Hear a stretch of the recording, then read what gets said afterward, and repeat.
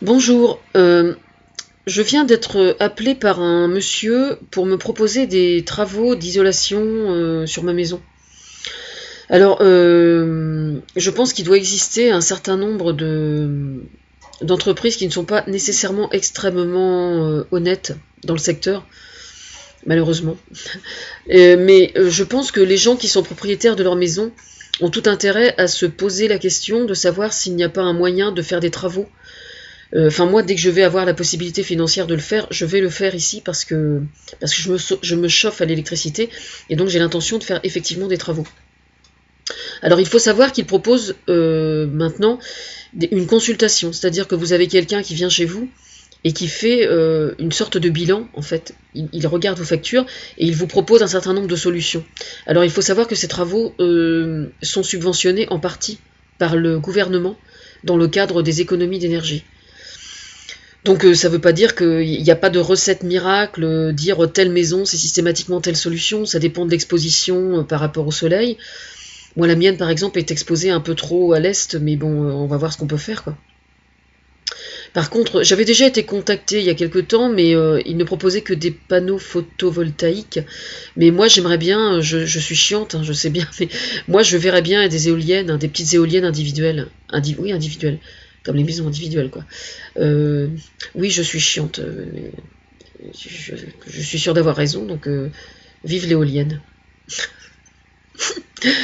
Enfin voilà. Bon, sinon, je viens de laisser un message sur le blog. Alors, ils ont un site internet qui est il est d'autant bien fait qu'il est inspiré par moi. Alors, bon voilà.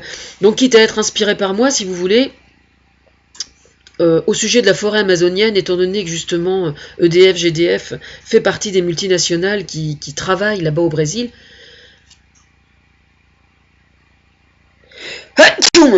Excusez-moi,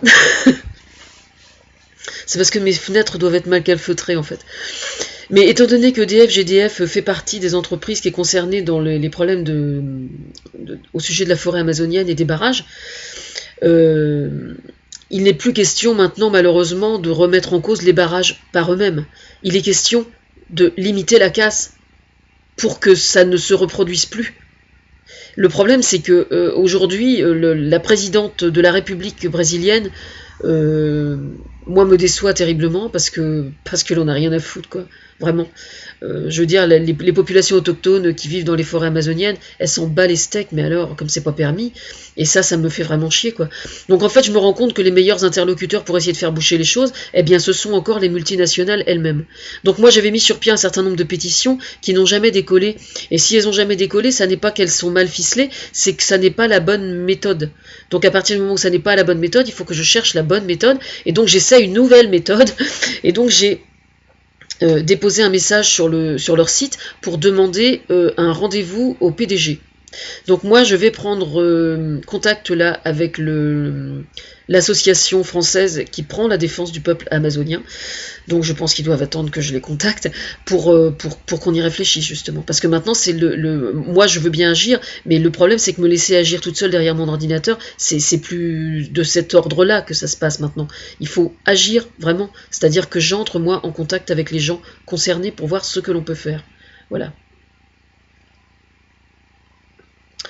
Donc j'ai mis un article sur mon blog hein, pour l'expliquer, et puis sur Facebook aussi.